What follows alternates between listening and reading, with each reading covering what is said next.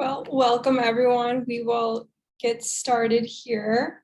So welcome to the fourth session of Native Food as Medicine, providing emotional resilience support for AIAN youth through the healing power of food.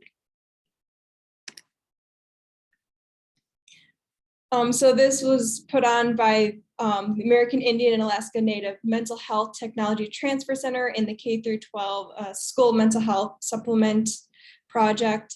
So here is just like a quick map of all the different areas that we cover.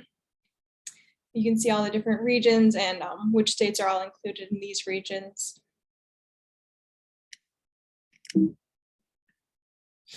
And then National American Indian and Alaska Native Mental Health Technology Transfer Center, it's a mouthful, is supported by a grant from the Substance Abuse and Mental Health Services Administration, or SAMHSA. So the content of this event is the creation of the presenter, and the opinions expressed do not necessarily reflect the views or policies of SAMHSA, HHS, or the American Indian and Alaska Native MHTTC.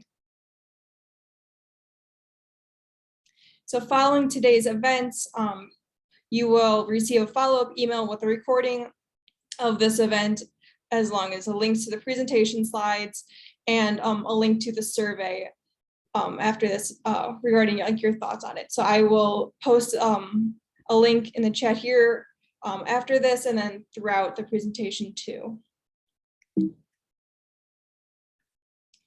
So just for your information, this is the link in the QR code now, but again, I will post it again a little later on for those of you who may need it.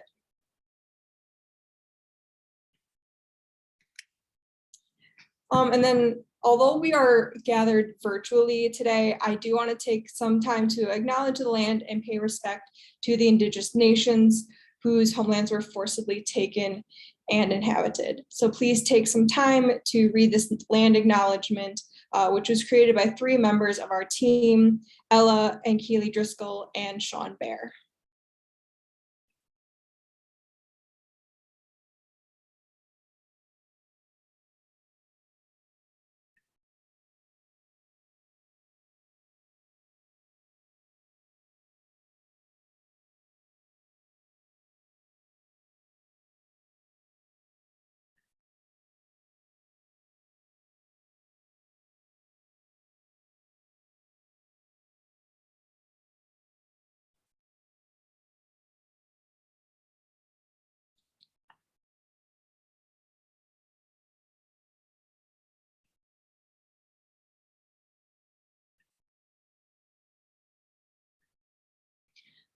So to help with the creation of this slide, myself and Dara, who were both graduate research assistants at the University of Iowa, we helped kind of put this together, along with Teresa Brewington, who is the co-director for the National American Indian and Alaska Native Mental Health TTC K through 12 School Supplement, and the co-director for the National American Indian and Alaska Native Child Traumatic Services Initiative.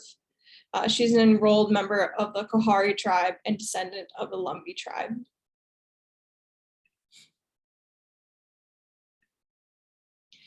This was also created in conjunction with Dr. Allison Baez, who's unfortunately not here with us today, but she's put a lot of work and hard work and dedication into the creation of this.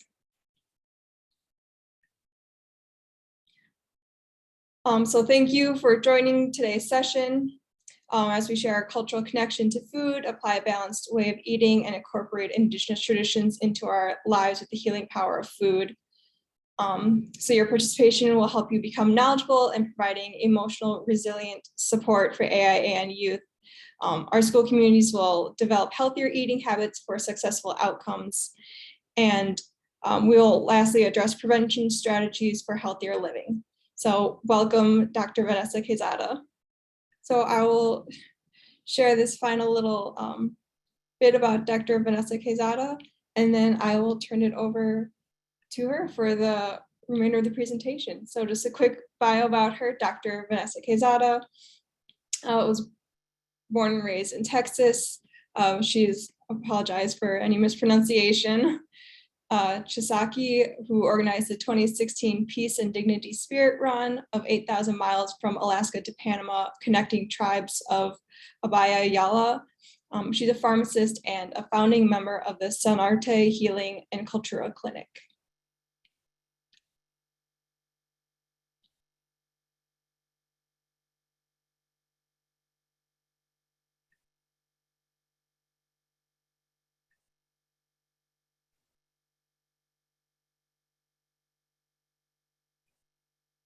Okay, thank you, Bethany. I'm gonna get my screen going here.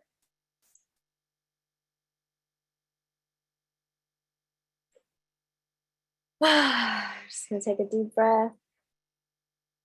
Thank you all for joining us today. Greetings to your heart, greetings to your community, your youth, and all of your relations, the land, the air, the water. My name is Vanessa Quezada, and I am here on Yanawana. This is our original name for this place. In our Estokna language, it means the place where I lay my head. And in Pauteco, it's the land of the spirit water in Pajalate. And this is a picture of us, and a little bit about our territory is just that we have a mission history, colonization history, and we have reconnected with our sacred sites in order to share our voice and send our voice up in a way that allows us those to know that we have an alignment and a responsibility to these lands. And so we have our back and forth with the colonial government of really needing to remember, our power and sharing our rights as well, and demanding that those get met. And so we do have the right to have ceremonies on our own sacred sites, which we know have been covered with some churches and missions, and that whole history is coming up for all of us right now as we see these pictures of the blatant violence from the church in the boarding schools. And I think I just want to acknowledge that a lot of that comes up for us in our bodies, and that I hope everybody is taking care of themselves in this time. I am Kickapoo and Chichimeca, and these are my grandparents on my dad's side. They're my great-grandparents, and my great-grandpa is the one who taught my dad how to hunt, and my dad hunts deer, and I really relate a lot of my traditional food knowledge and that experience and that connection to him and to that part of the family. Although, both sides of the family have so many beautiful recipes and things that have come through that connection to the land. I see it in my dad. I see how when he's off balance, when he's not connected, and my mom as well. I've seen it since she's been able to thankfully retire. She's come back into balance as she connects back into the land, and there's so much for us to learn from the land. And a lot of my knowing didn't just come from state schooling, it's come also through the land itself and through all Indigenous communities that I've been in touch with all over Abya Yala. So from Alaska to Argentina, and all of the Americas from north to south in this sacred prayer run called the Peace and Dignity Journeys. And on that right-hand photo, we're there, we are praying together for the seeds on the Tezuki Pueblo land at on their farm that 7 people take care of. And it's hundreds of acres, and it's incredible how much we can do in our own homelands with just a few people, right? And so that's really the spirit that I'm coming into this with right now, is of hope, of resilience, of brilliance that we have and that we are in our communities, and how that can come out when we come together and share and practice and just be who we are, right? Practice and be our ways of life. So today, the overview is that we're going to start with, how did we even get here? The state of the world, where we are with the youth. How are the youth having all of these challenges? Indigenous food and self-sovereignty. So we're going to discuss sovereignty a little bit. What does that mean to us? And generative refusal. So what is that concept, and how and why is it important to us? And one of the questions that's been coming up again and again as we talk about food is medicine for our people is, how do we access our traditional foods that grew here on these lands 5,000 years ago, and the lands and the times and have changed, and the pollution has changed. We have a whole new set of challenges. So what are some of the things and the steps that we can do in our territories, and why is that important, and how is that supportive also for emotional resilience, emotional health? We'll also talk about some of the projects that we have going on here, the initiatives happening here, including the Texas Tribal Buffalo Project, and some of the things that are coming out of that, and the celebrations. And also on that celebration vein, we're also talk about the return of the salmon that happened just recently, and give an opportunity for you all to share some of the stories and the celebrations that have happened in your communities. And I just put this picture on here because it's really to remind us and calling us that we have this responsibility, right? We have responsibility that we are the next generation of elders. So I want to start by remembering that life is a ceremony, and today is about ceremony and celebration and remembering. So remembering that our body is sacred, that traditional food is medicine, and that we're going to be changing some concepts and changing some minds. As we have this conversation, I really want it to be more of a dialogue where you all will have an opportunity to interact.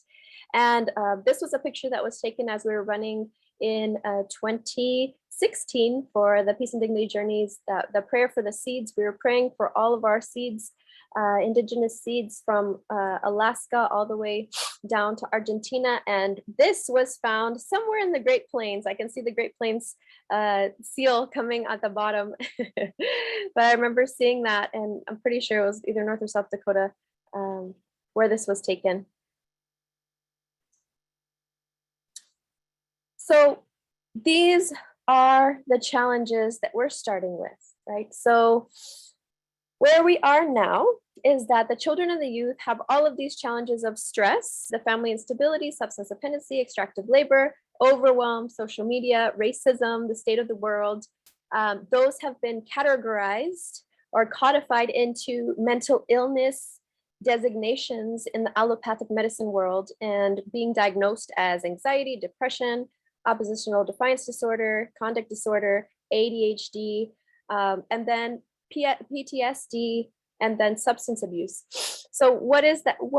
What's really happening in the classroom, and what are we seeing? It's externalized stress and internalized stress. So these youth are acting out, and they're also shutting down, and sometimes something in between the two of those things. And so how did we get here? In one word answer, you all know: colonialism, right? And some of this may be things that you already know, but I just wanted to remind us just that we're on the same page. And I really enjoyed some of these excerpts that I found, that erasing the societies that were already here, indigenous societies, rely on for the sake of exercising their own collective self-determination over the cultures, economies, health, and political order. So this was the goal. This was the goal of colonialism. It was really to erase us, to exterminate us, and is one of the greatest genocides that has happened in our history. There has been intentional destruction of food through acts of war, displacement of tribes, boarding schools, the reshaping of our landscape. Today, you can see that as dams being put up, oil, pipelines, you name it. There's tons of industrial contamination that's been happening since before I was born, before we, arrived here. And as we now, folks I feel like are are living into and realizing and seeing this in more profound ways as we start to experience climate change secondary to industrialization and the changing of those values of our economy that were supposed to be rooted and based in our home and that reciprocity, but has been really transformed into this mainstream extraction of the earth, of all of our relatives and our relations, and an overuse, and so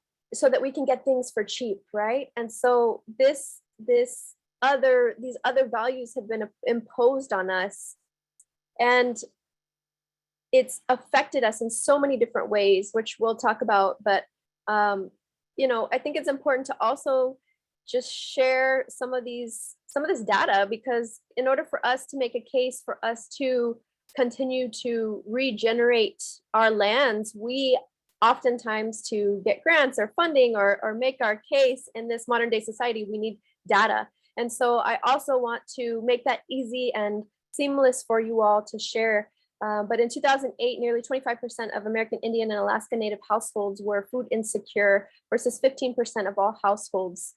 American Indian and Native Alaskan Indian and Alaskan Native, or what they use, children have approximately twice the levels of food insecurity, diabetes, obesity, and that's relative to the average for US school children. So we are at twice the vulnerability of having this food insecurity, not being able to feed ourselves nutritious food, and also in addition having obesity and diabetes. And so why is this important? What is it that we are able to do about it? And so in the grand scheme of things, in like a bigger perspective, I really want us to come from a place of remembering. And there's this amazing book that I'll show here. It's called As We Have Always Done. It's by Leanne Betesamosek Simpson, and she's Anishinaabe, and she is also Alderville First Nation and one of the folks who started some major movements that are happening and rippling out. And one of the things that she shares in this phenomenal book, which I highly recommend, is a deer story, and it's about generative refusal. And so I just wanted to share that. I'm going to read this story for you all to think about it, allow it to seep in, and then we're going to share in small groups. Bethany, if you can prepare small groups of 3 or 4, right after this story, we'll be able to talk about it and process it a little bit. In this story, the deer collectively as a nation of people are faced with wrongdoing in the form of physical violence and exploitation. Both the Anishinaabe and Wawash Shewag live and interact in the spiritual world, and they interact with the physical world by spending time here in bodies, deer bodies or human bodies. The Anishinaabe bodies are dependent upon the deer bodies, political orders in their own right, in the physical world for survival, and therefore there is a negotiation that primarily takes place in the spirit world, where the deer decide which deer bodies are given up in the spirit world and the physical world to return to the spiritual world, so that the Anishinaabe might survive. The Anishinaabe are dependent and reliant upon the deer. The deer are not particularly reliant on the Anishinaabe, although in a settler colonial reality, the deer perhaps become more reliant on the Anishinaabe because we have a voice and they do not. That is, we can speak back to the colonizers in a way that the deer cannot. In non-hierarchical power, like all the plants and the animals that the Anishinaabe do not, and although I don't understand the Anishinaabe world as one that is imbued with hierarchy, I do understand that in all of creation, human beings require the most help from the rest of creation to live. And in that sense, we have the least amount of grounded spiritual power and influence. When faced with injustice and violence, the deer chose to leave the relationship and withdrew from the territory they were sharing with the Anishinaabe. I've thought a lot about this story and the deer in general in the past decade because I'm a mother to 2 deer clan children. This means that I have a more intimate relationship with the deer clan than I did previously. Children in particular like and understand this story in an intimate way. It makes complete sense to kids that the deer withdraw in the face of violence because the course of children, of course, children are often in the position in settler colonial society that they have no other choice in response to violence other than withdraw. Adults, presumably even occupied and oppressed ones, have a wider range of tactical responses.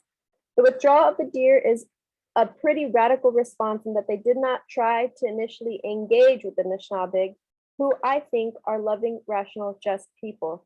They did not try to talk to us or negotiate. They didn't explain to us how our actions are hurting their nation. They didn't appeal to us morally. They didn't look to the Anishinaabe for recognition. They didn't display grief for the outrage they must have felt, for the devastation, trauma, and violence the Anishinaabe had caused them. So this is talking about the deer, when the colonizers started to come, the colonizers started to wipe out all of the deer. And as we know, that was also a tactic of violence, of war, right? Of war to wipe our people out. And in this story, the deer, they pull away, they stop going into that territory. And so this is really talking about the after effects and how of that responsibility in that relationship. So the deer, their emotional response, their healing was not up for public consumption or performance.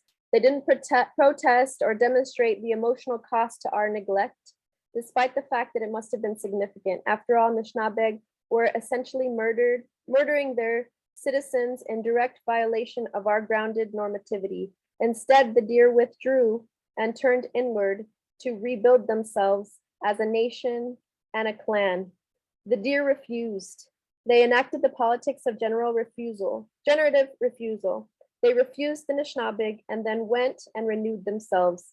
They initially refused to come to the negotiating table, believing that the Anishinaabe would either not join them or the Anishinaabe would attempt to manipulate the process, or because the Anishinaabe were not ready to feel the weight of our wrongdoing. They refused to subject themselves to more violence. They refused to give Anishinaabe an opportunity to encode that violence into a structural negotiation process, and they refused to give power to the party that was abusing power in the first place.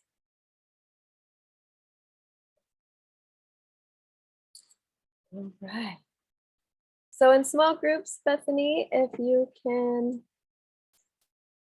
break us up. And the question is, what does this story mean to you? I'm going to stop my share.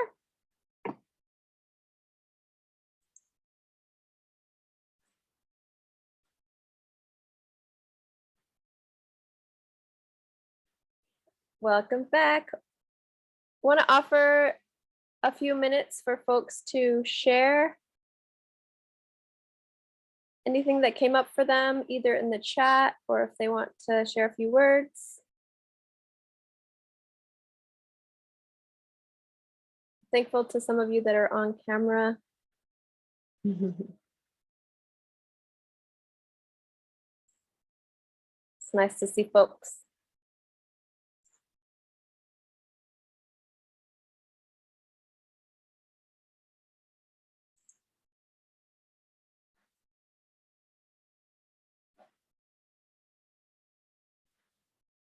Is there anyone that would like to share?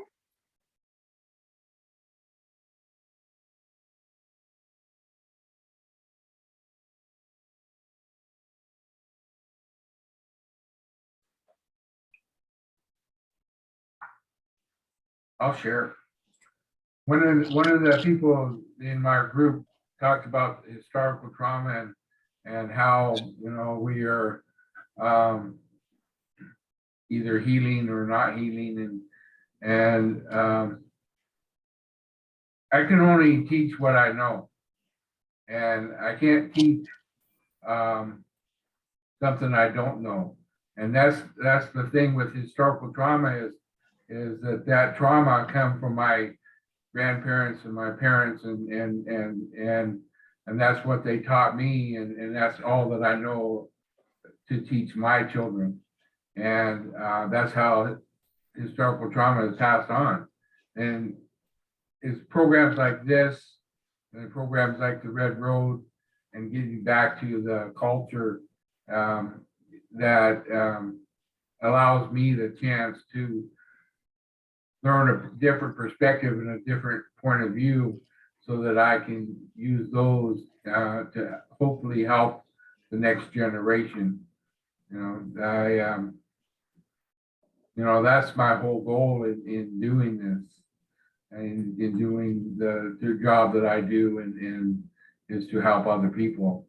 And I find that since I've been working at the Yakima Nation, that I've gone down a different road, and I really appreciate it, because I've learned a lot of stuff for myself, which I can send to other people. Anyway, thank you for allowing me to share.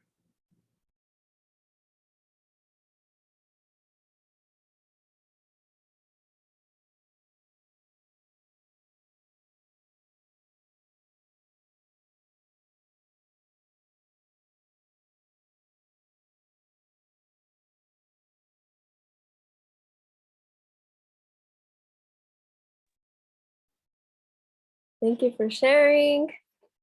A little bit of a quiet group today.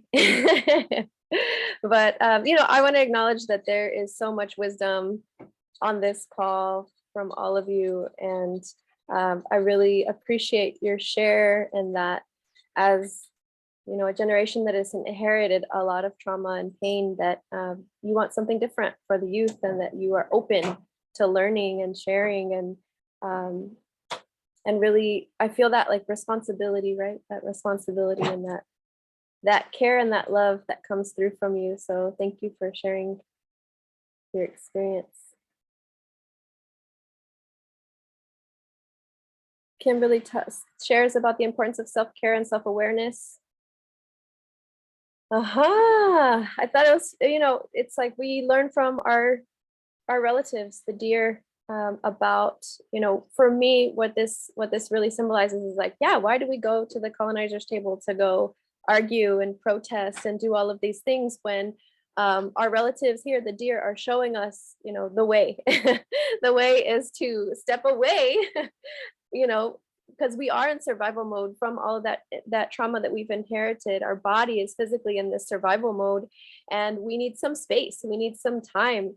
And if we're, working in this extractive way, and we're serving, and we're, doing all of these things that are not aligned with our values and who we are, or how we naturally take care of our home and how we've done so for thousands of years, it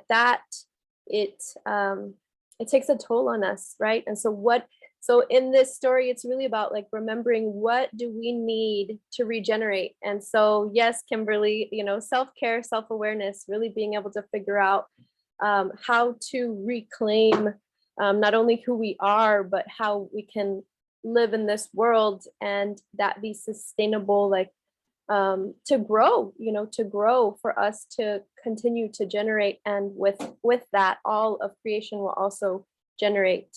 Alma Torres says, we discussed the importance of adaptation for survival. So adapting. Yes.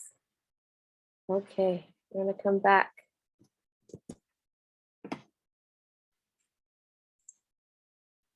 Thank you all for sharing.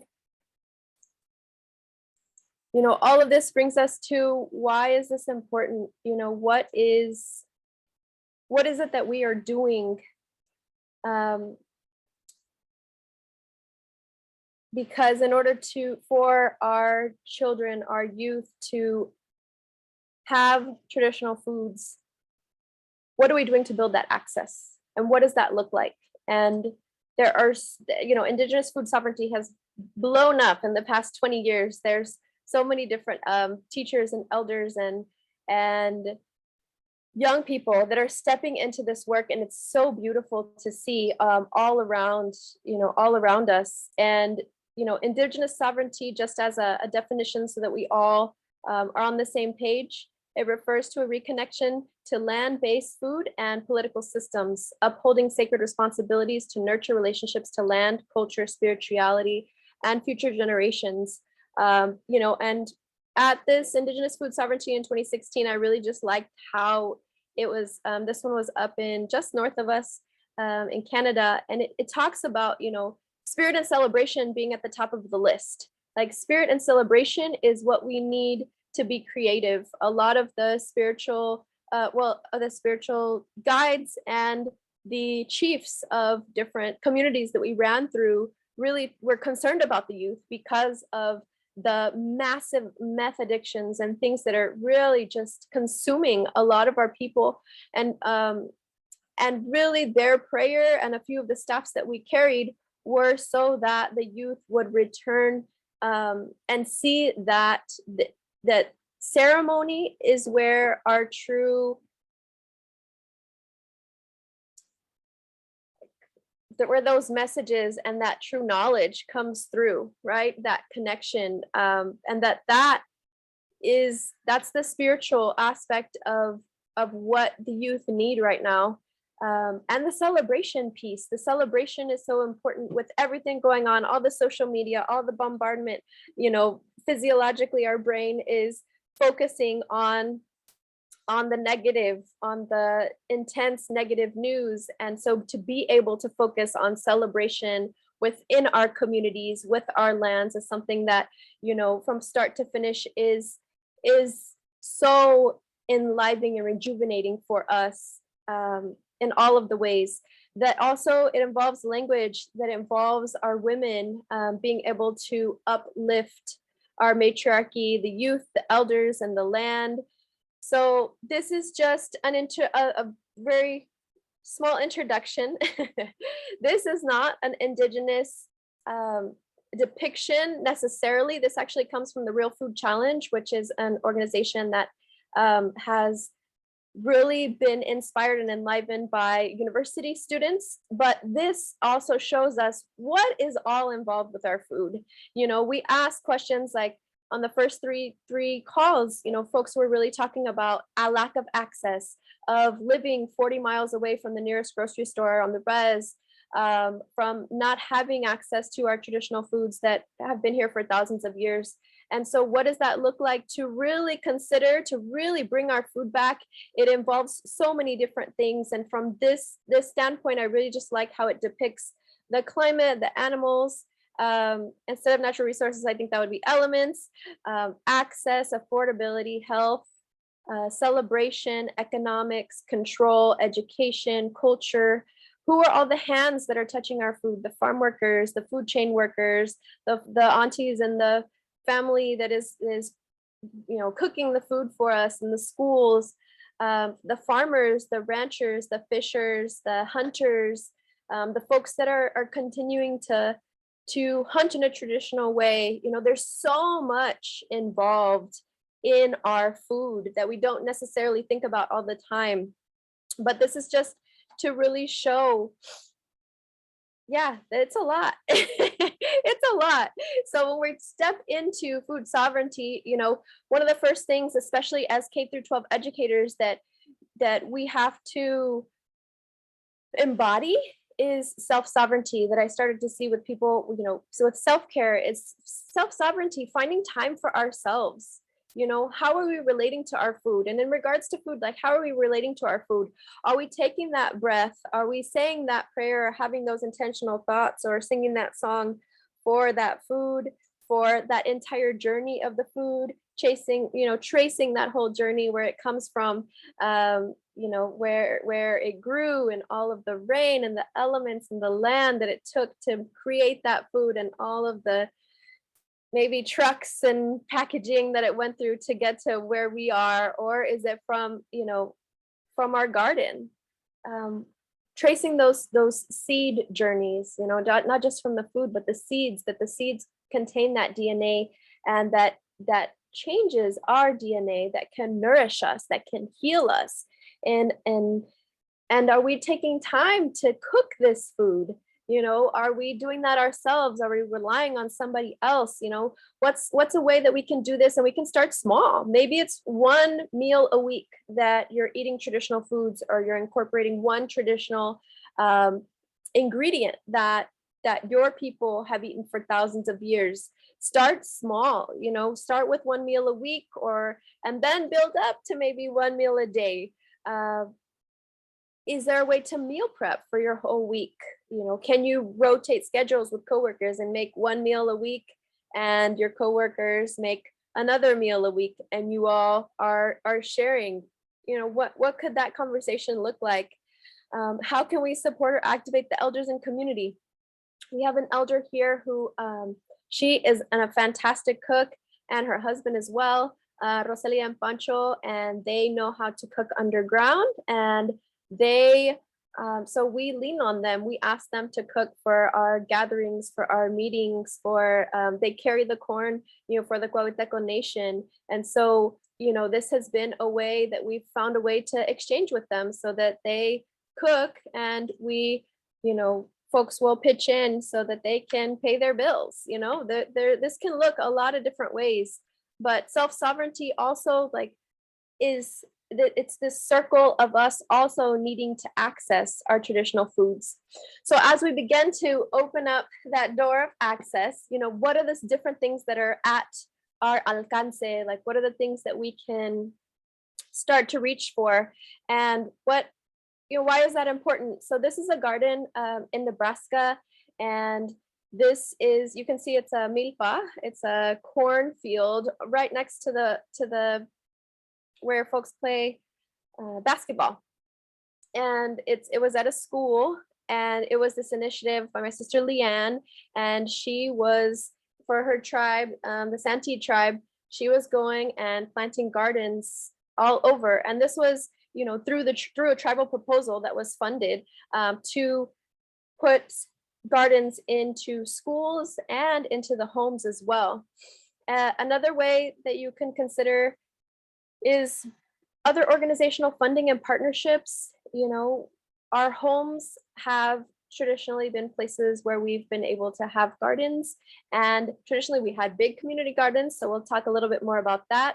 So we consider tribal and community organizations. So if our tribal organizations are not necessarily always super open or wanting to channel the funds to gardens, and they don't see it, then who else can we lean on? Who else can we ask for support? What other community organizations can we reach out to?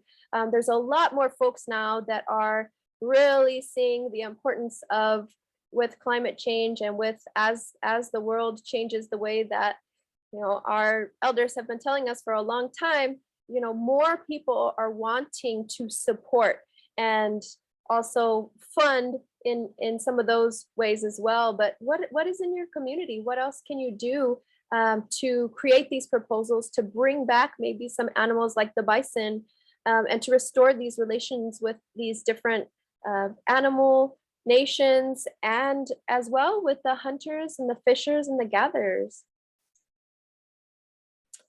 Growing our ancestors' gardens. So we talked a little bit about, I really appreciate, a lot of this came from Devin Mesua's Recovering Our Ancestors' Garden book. It's a really beautiful, phenomenal book. It has lots of Indigenous recipes and a guide to diet and fitness, and it talks a lot about pre-contact foods. And really, at our last session, we talked about doing a food map and really looking back 5,000 years in your community to see what are the foods that my ancestors ate. And one of the things that I learned with the Tezuki Pueblo people, Roxanne Swensel, they started recovering their pre-contact diets and the ways that they would eat. And all of them got rid of their hypertension, their diabetes, everything, their high cholesterol. They all recovered from doing that. But, they had to figure out ways to start growing the food so that they could access it, to how to catch the grasshoppers and to cook them. And how do you do that again? So community gardens have been with us, and Devin Mesua talks about the community gardens traditionally, and for the Five Nations, for the Choctaw and the Chickasaw and the nations in that area, that they were divided by family parcels. And within this garden, there was also singing, playing games, and working. They had the king's crib cache for corn. So they would always, when they were picking the corn, that they would have like an area that they would call the king crib. And that was where they would put extra corn, or they'd put a little bit of corn to have a storage, if you will, for drought times, for things that were coming up. It also allowed them to build relations. So it allows us to build relations with all different abilities. I know that in one of the nations, as we ran down, we started gardens for the elders, and a lot of the elders that were in a nursing home that were in wheelchairs. And so they did the garden beds about waist high, so that folks could access them with different abilities and different ages, right? So the elders and the youth, and this is a beautiful picture of us when we were going and planting seeds, and you see the different ages together. Ooh. Let's see if I can go back here. There we go. And then not all of us have access to land. I think that's also something that we need to address, right? We've been displaced, and we can also look to container gardening. So we can put things in pots. We can start small and grow herbs and grow things that don't feel as overwhelming. You know, you don't have to start with a huge acre of land, that you can start with some pots and some herbs and things that you like to cook with. Guerrilla gardening. My friend Marina she was an educator. She's an educator for Montessori, and she's been pushing Montessori for social justice. And she lived in an apartment, and so she didn't have access to the land to just grow, because 97% of something upwards, I don't remember the exact number, but it's something about 97% of the land in Texas so-called Texas is privatized. So there's so many people that do not have access to land. And so what she would do is she would take her seeds and she would take them to the park, and she would put them there. She would plant them and take care of them and water them and go. And then when it was time, she would harvest, so, but when you do that, you want to make sure that you're doing it away from exhaust and pollution as much as possible, where there's clean water. And then also wild harvesting, right? So we also have, if we don't have access, quote unquote, to land, then wild harvesting is also an option, where you can ask your community, your elders, where to go gather some of these foods. And at the first call, folks really talked about making sure that when we go to gather, that the places that are closest to the entryways, we don't pick from, so that the elders could pick there, and we can continue to prioritize them. What are some of the benefits of gardening? Physical fitness. In some of these studies, it showed that it decreased our body mass index. So for all of you all that are thinking, should we start a garden at our school? These are all the positive effects that it has, that particularly relate to mental health in a way that physical fitness, when the youth are more physically fit and they have a BMI that's lower, they can think clearer. Their mind is, there's more circulation. So in this study, when folks were exposed to gardening, they had a decrease in their body mass index. So it's great for physical fitness. It also helps, the gardens help to restore our identity, to our memory, to remind us of who we are, our spiritual health. But then in the studies, documented studies, it does show that also the studies are always behind of our traditional teachings, and then they come back and they tell us what we already know. But there are studies that show that there's lots of life satisfaction, quality of life, and sense of community that's being built on these gardens, that folks get to. And what does that translate into is decreased anxiety for these youth. They have decreased anxiety, better cognitive function. They're able to think clearer. They're able to, really focus on what they're doing, and it helps their mood. There's actually a thing called horticultural therapy, which is an actual therapy of gardening. And and you may have heard that in some countries that they're starting to give prescriptions of folks to go out into the forest, right, and to connect with the trees and with all of our relations in this way, because it's always helped us. It's kept us balanced. Traditionally, I mean, it does cleanse us, right? It and helps us to release a lot of that stress, which is one of the number one things that we're facing today. But there was this interesting study that showed that there is an antidepressant in the soil, and that antidepressant, the Mycobacterium baciae, is in the soil. So when you're working with the garden, you're inhaling it, it's coming through your skin, and that they're researching it. Obviously, they're going to try to make a drug out of it, but there are antidepressants in the soil. So grounding in our sacredness and connecting to food through storytelling, there is so much reverence and respect that we obtain, not only for the land but also for ourselves. I think that remembering who we are and remembering those stories and connecting to our ancestors in this way helps us to build relationships, not only with our relatives and with these plants specifically, but also with each other.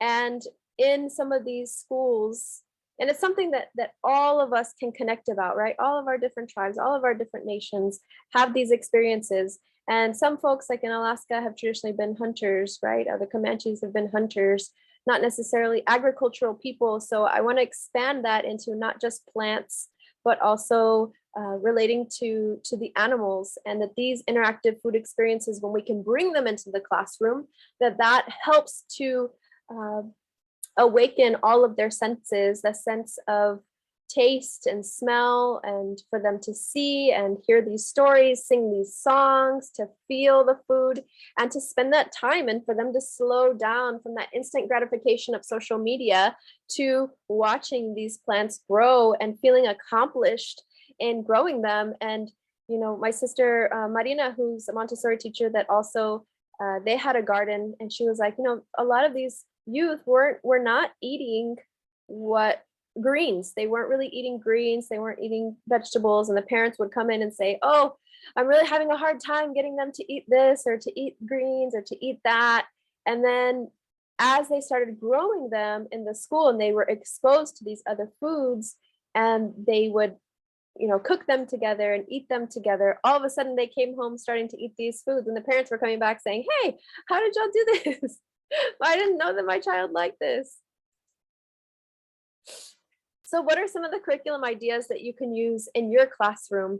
So these all come directly from Recovering Our Ancestors' Gardens. And in this book, it's an incredible resource because it really shows you more in depth. These are just the titles of really asking the youth and the children, what were the pre-contact foods, creating a food map, how were the foods brought to the tribes, really sharing some of those creation stories, bringing the elders in or other folks to share the creation stories and the cosmology of how we're connected to these foods.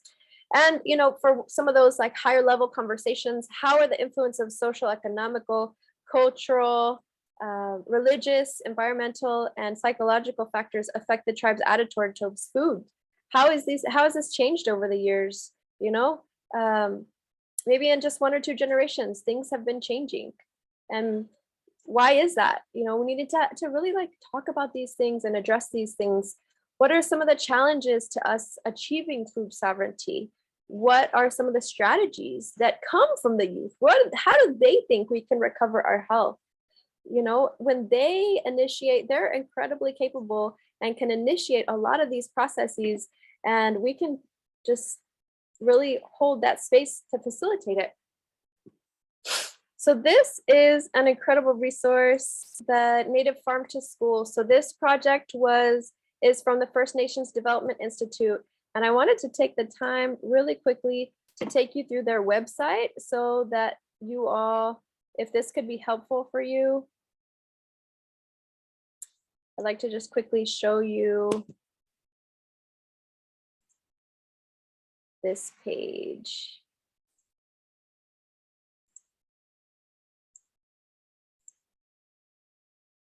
So this is the page.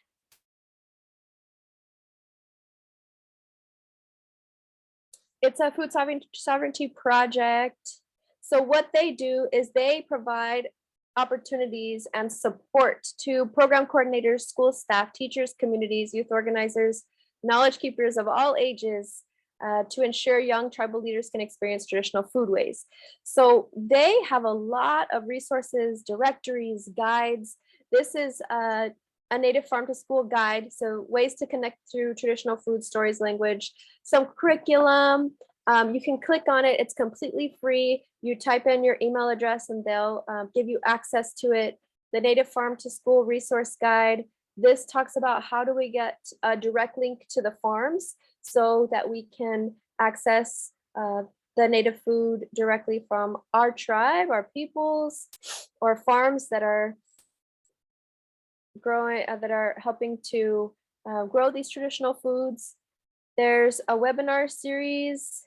It talks about all different kinds of things, the soil, how do you collaborate with community partners, strategies, and then there's even one on funding as well. So this one is finding educational and funding opportunities.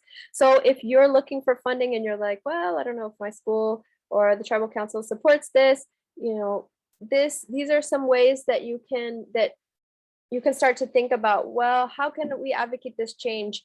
How can we start to incorporate this curriculum and get the support that we need? So all of these are completely free to access. I just wanted to take a minute to explore that with you all.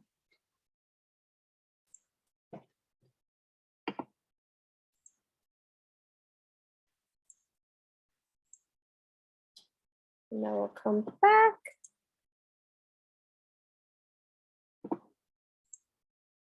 Okay.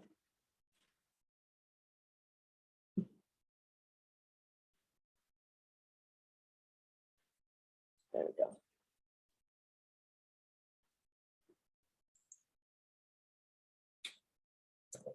Let's again. Okay, so I've done a lot of talking. Now it's y'all's turn to share again.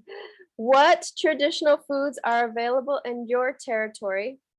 And do you have gardens already in your territory that are related to the schools, or maybe they're somewhere else in the homes? What could help you have more if that's something you'd want? How can you increase basically the access? And do you have any links or resources that you'd like to share with the group? So Bethany, if you can help us put us into those small groups. All right. Are we back, Bethany? Okay, great. All right, well, we're gonna save the questions for the end, or the share for the end. I'm gonna continue on just a few more slides. So access to traditional foods looks very differently all across our territories. And the Texas Tribal Iani Buffalo Project is something that we are uplifting here.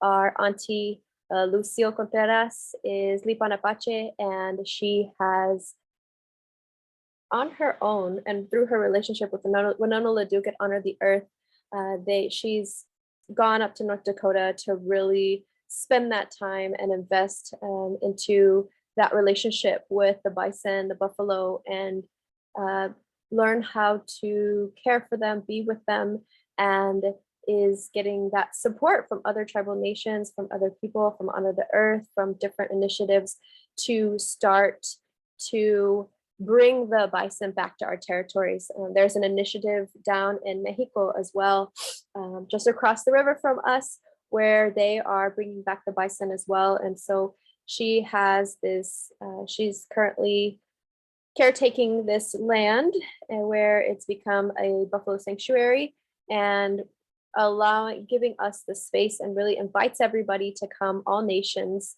to recover and restore this sacred relationship with the bison and the buffalo. And in this picture, we're all gathered together, this is at a youth camp, and the youth are learning how to butcher rabbits, and they do it themselves.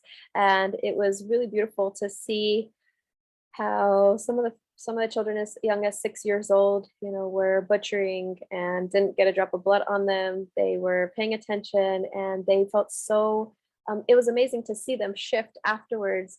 And they were so excited and so proud of what they had done and the meat that they were going to take home to their family. It really instilled so much pride in them, and it was really beautiful to watch and to see. The bison or the buffalo we're looking to expand because they're so high in nutrients, and there is some documented studies that say that people have healed diabetes just by consuming buffalo meat. And so one of the things that I really appreciate about her is that she makes things accessible. And so you can purchase the meat through the Texas Tribal Buffalo Project, but the Texas Tribal Buffalo Project also goes to different places and is building these relationships within. We live in a city environment, and so the city of San Antonio is the 10th largest city in the so-called United States. And so it's really important that everyone has access to this bison meat. And so she is really, there's a lot of folks here that do not recognize that they're Indigenous, but they do have Indigenous blood lineage, and that there's a lot of folks that come in from Central and South America, that migrate here, and that it's really important to make these accessible in all the different ways. And so one of the ways that she makes this meat accessible is that she's working directly with the food bank, and that they offer it through EBT, which is here what other folks know as maybe like food stamps. There's also this initiative that the food bank has that doubles the bucks. It doubles the amount of money that you have if you go through the food bank and you get the food directly through them. And so there are all of these different opportunities and relationships, right, to be made and had. Some of the next steps that she's talked about and shared is that wanting to go to the meat processing places and really be able to recover the skulls and the sacred items, and to be able to take them into the detention centers and have folks clean them and work with them as a way to heal, to work through a lot of the anger and the violence and the physical aspects of healing that need to happen. And so that butchering is really, it's an intense process. I've tanned some hides before, and it's a 3-day process, and it's really intense, physically demanding, and it's a beautiful process, and it's something that we could take the youth through and really to have them connect in this way and to get some of their anger about the state of the world and things that are happening out in a healthy way. It's also, that consumption of protein is super important for the youth, specifically for ADD and ADHD. One of the first things that Dr. Amen and a lot of the psychiatrists will recommend is to start eating more protein. So if the youth has ADD or ADHD, incorporating more protein and less carbohydrates in what they eat is super important. One, to help them to stabilize, so that, as we talked about in the first and the second presentation, that blood sugar roller coaster that we get on, that protein helps to kind of stabilize and keep you fuller for longer. And so you're not having these drops, or you're not having, your brain has all of the nutrition that it needs. The protein that we consume through the bison meat and through other traditional meats also contains the amino acids that our body needs to physically build our bodies. And so it's super important for you to have high quality protein that is free of antibiotics, that is free of growth hormones and all of the other things that the industrial farms are putting into those foods. And so for that and all of those reasons, there's still more that we're learning and that we're sharing, but being able to access this buffalo sanctuary has been healing for all of us, and intertribally as well. Lucille has been very upfront that although so she's Lipan Apache, there's a lot of different, not all of the people, not all of our bands are getting along, right? And so she's opened up this place as a place where we can all come together, and the Mescalero Apaches and the Lipan Apache people can come together, and all the other tribes here that are in this area as well can come together, and we can unify, and we can celebrate who we are, and have these ceremonies and butcher and help care and complete that circle, with the buffalo in a way that honors us and honors them, and that also brings us closer together and unites us, no matter who we are, where we're coming from. The other big aspect of really taking care of youth's health is omega-3 fatty acids. If there were two different things that we could be doing for youth's health, one would be more protein intake and healthy protein at that. And then the other would be omega-3 fatty acids. Why? Because they protect the brain from degeneration and keep us from getting fatigued, depressed, poor memory. Some of our traditional foods that contain the omega-3 fatty acids are salmon, trout, sardines, mackerel, herring, halibut, purslane. Sardines are not traditional, and mackerel, herring, and halibut, I'm not too sure if those are. I'm not in those territories, but the purslane or the verdolagas and the chia seeds are traditional down south. The sardines, I did add them in there though, because they are really high in fatty acids and they're accessible and they're affordable for folks. With ADD and ADHD, the recommendation is that the folks are consuming 1,000 milligrams a day of EPA and DHA for 40 pounds of body fat, for every 40 pounds that they weigh in their body. The omega-3s also help to boost our mood and help to address and decrease anxiety and stress. So these are medically recommended for folks who can obtain them as supplements, but if not, they're found in all of these traditional foods, and so it's really important for us to access them. And one of the last thing that I really wanted to share was about the return of the salmon. So Chief Kayleen Sisk, she's Winnemem Wintu and has come together with other people in the community, including one of my sisters, Nydia Alicia, and who just had a baby. I'm super excited for her. We met and connected because she helped to help support the chief in the Run for Salmon prayer. And so this Run for Salmon prayer has been going on for 7 years. So every year they run along and they pray for the return of the salmon. And within that prayer, so much has happened. They've had so many, she's talked really about all the doors that were shut in their face, all the people that weren't willing to support them. And, now 7 years later, it's seeing all of the things that they have done. They've made a film. They've created a teacher's guide to this film. There's a 4th grade curriculum and a high school PDF that are included there that you can access. And they have this beautiful film that talks about this whole, the story, right? The story of the salmon for the Winnemem Wintu people. And that her people's prophecy is that when there are no more salmon, there will be no more people. And that she saw that the changes the humans were making to Mother Earth were harming the plants, animals, and themselves too.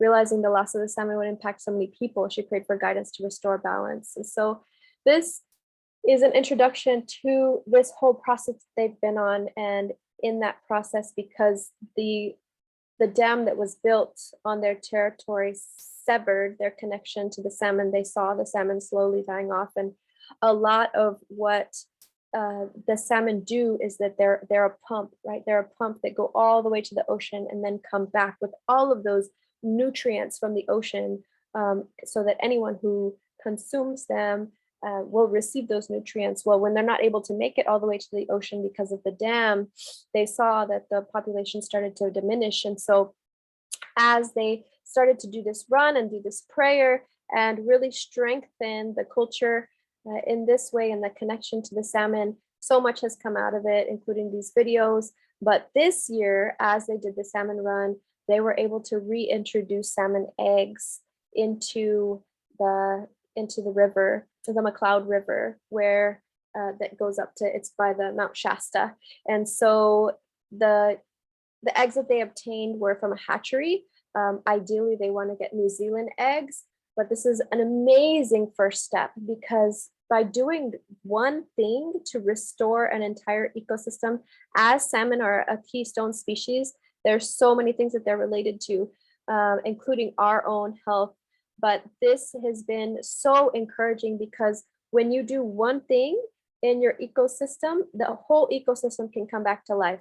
We planted this garden in our backyard, and we've seen, all the frogs and the all kinds of things come back. The butterflies, the pollinators, we have tons of birds that live back there. You start to see everything come back by doing one thing. So always remember that you can start with one thing and you can do so much. And so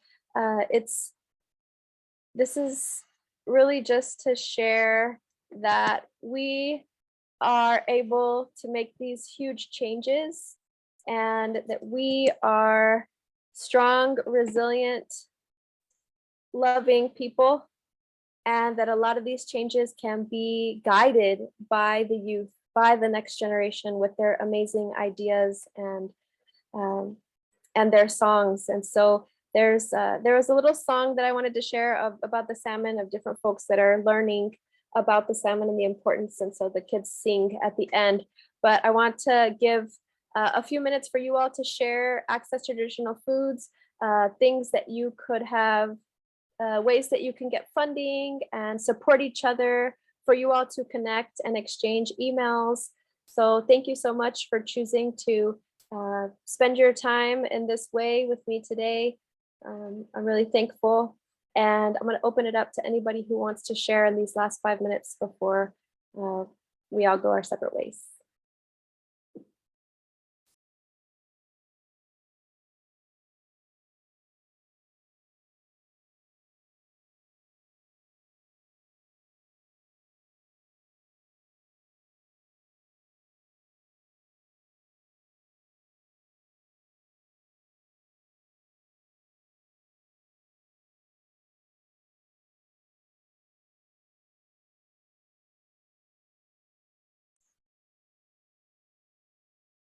Thank you all. Rachel Allen says tribes could have chosen to use CARES Act, possibly ARPA, to establish and grow a bison herd or something similar. The Osage Nation built a meat processing plant. Wonderful. Yes, Bethany, you want to take over with the survey? Thank you all. Please feel free to reach out. Hope everybody will receive the slides after this, so you'll have access to all the links and all the resources. And then I also have at the end of my slide deck my email and my contact information. Feel free to contact me if I can help to connect you to resources or support. I'm super thankful for everything that all of you have shared. Have a great day.